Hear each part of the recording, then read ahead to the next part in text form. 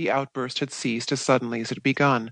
She glanced quickly about the bare room, taking everyone in, even the two policemen, in a sharp look of flashing scorn, and in the next instant she had turned and vanished through the door. Seen across the long stretch of years, the thing had more the appearance of an outpouring of pent-up fury than of an overflow of grief for her dead father, though she had been, Irene admitted, fond enough of him in her own rather cat-like way. Cat-like.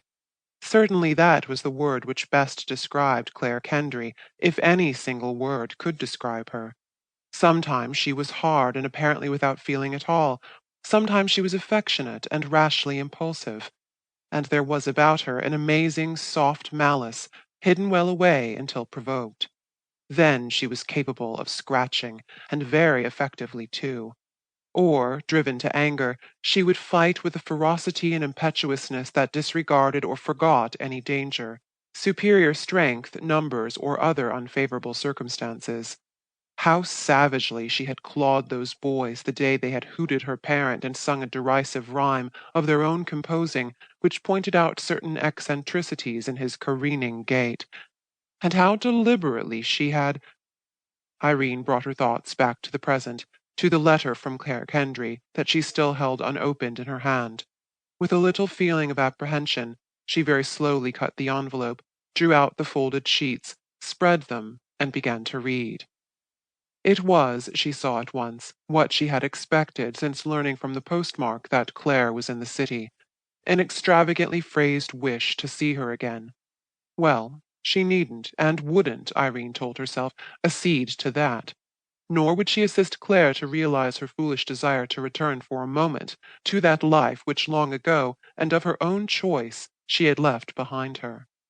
She ran through the letter, puzzling out, as best she could, the carelessly formed words or making instinctive guesses at them.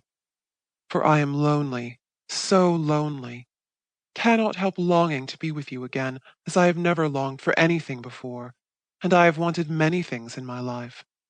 You can't know how, in this pale life of mine, I am all the time seeing the bright pictures of that other that I once thought I was glad to be free of. It's like an ache, a pain that never ceases. Sheets upon thin sheets of it. And finally ending with, and it's your fault, Reen dear, at least partly, for I wouldn't now perhaps have this terrible, this wild desire if I hadn't seen you that time in Chicago.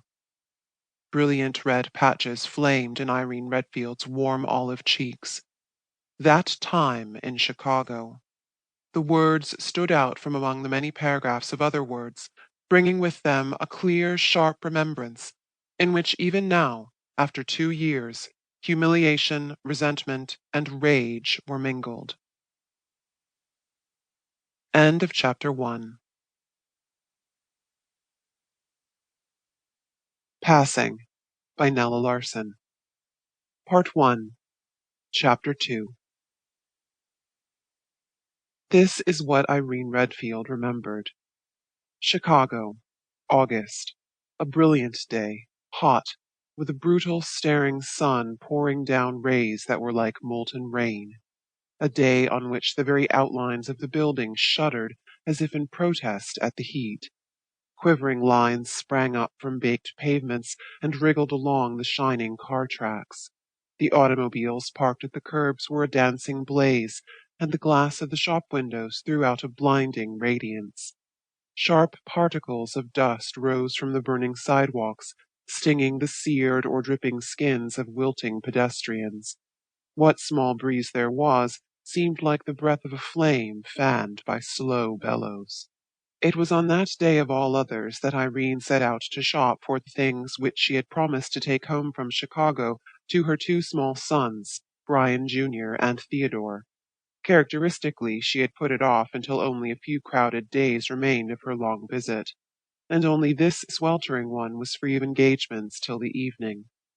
Without too much trouble she had got the mechanical airplane for Junior, but the drawing book, for which Ted had so gravely and insistently given her precise directions, had sent her in and out of 5 shops without success. It was while she was on her way to a 6th place that right before her smarting eyes a man toppled over and became an inert crumpled heap.